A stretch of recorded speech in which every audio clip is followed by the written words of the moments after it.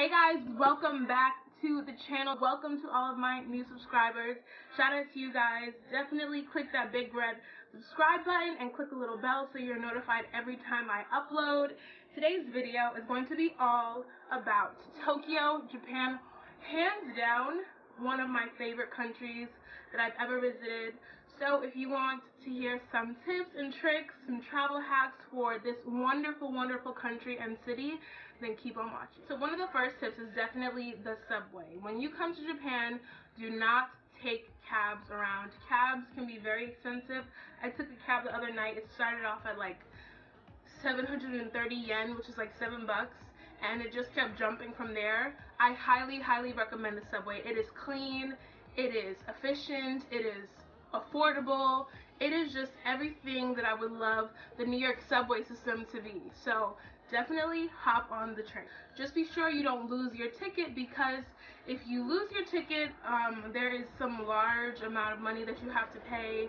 I'm not really sure what happens if you lose your ticket. Thankfully, I never have, but keep your ticket. Next up, when you're trying to find food, look off of the beaten path. You're gonna find more authentic food, I would say, when you go off those little beaten streets. You don't go to like the main tourist area and find food. You go a little bit off those beaten streets. Of course, when you come here, definitely try new food. You're gonna find affordable ramen. You're gonna find pretty affordable sashimi and sushi, depending on like the quality, but I mean the quality is pretty consistent across the board because of course you're on an island. There is a restaurant chain called Saizeriya that has great food. It's so fast, it is really good for the price, so I would highly recommend going to a place called Saizeriya. Next, when it comes to shopping, I would highly recommend going to places like Harajuku, Shinjuku, of course Shibuya. These are all like main places in Tokyo that have dope clothing. But when it comes to clothing, I would recommend finding clothes also off the beaten path.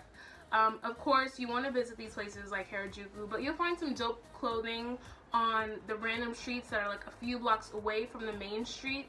Usually more affordable and sometimes super exclusive. Last year when I came to Japan, I found this dope denim jacket. This jacket is like so fire, it's so like effortless, just a huge oversized denim jacket, and it was like what, $20, as opposed to trying to find something like this in the States or some other place. It would be, I'm sure, a lot more expensive. In terms of nightlife, there's a place called Gas Panic, which is right close to the Shibuya crossing, which is the main area in Japan, and Gas Panic is so lit. Like, I went once before, and just the drinks are really affordable. The music is really good. I mean, I have never gone there before and it wasn't lit. Like, it's consistently lit. Two places I have yet to visit are Tokyo Tower and Shinsoji Temple. These two places are large tourist attractions, but they look so dope. So I will definitely be making my way over there to take some dope pictures.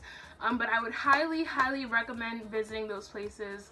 They are really good for like Instagram pics and just like dope scenery and all of that. In terms of jet lag, I'm still dealing with jet lag, and I've been here like a week now, but the time difference, at least for me in my city, is drastic.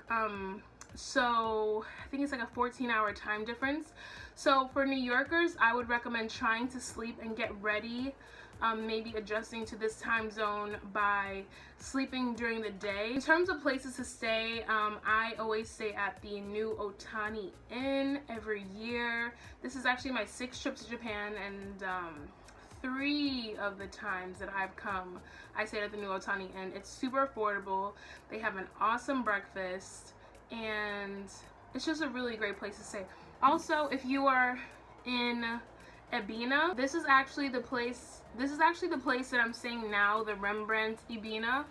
Really nice place. I mean, the room is really large, which isn't very common in most Japanese hotels. Like, the rooms are very small just because of like the culture. This is a nice big room, great shower, breakfast is great.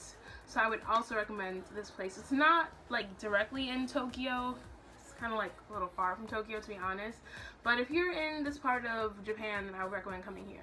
What else? What else? I would definitely recommend exchanging some money before you get here. A good rule of thumb is to think about 10 American dollars is like 1,000 yen. You don't want to hop off the plane and then be obligated to exchange money at the airport, because generally the airports have like higher exchange fees. So if your bank exchanges money free of charge, like I know Citibank does,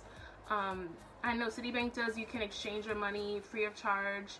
I would highly recommend going that route. When you get here, I would also recommend taking money from an ATM. So I would go into a bank here, use my debit card, and take money out.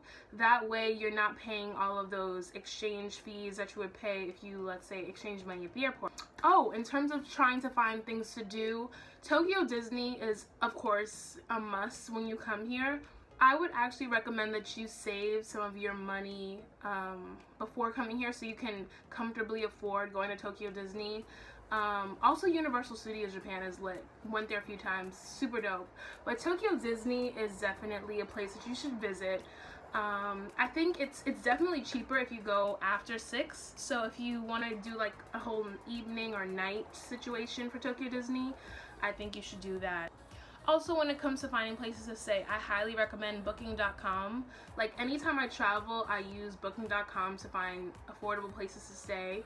They do it like no one else when it comes to comparing different places, prices, things, different features. So Booking.com is pretty lit. So I think that is it, guys. Thank you so much for tuning in. Definitely give this video a big thumbs up. Subscribe down below to my channel. Hit that big hit the big bell so that you are notified every time I upload. And that is all for today. So thanks so much. I love you guys, and I'll catch you all in the next one. Oh, definitely make sure you turn on that notification bell, because I'm actually uploading a vlog of my trip here, tour here to Japan. It's gonna be pretty lit. It's gonna be pretty lit. So do what you gotta do. All right, see you later.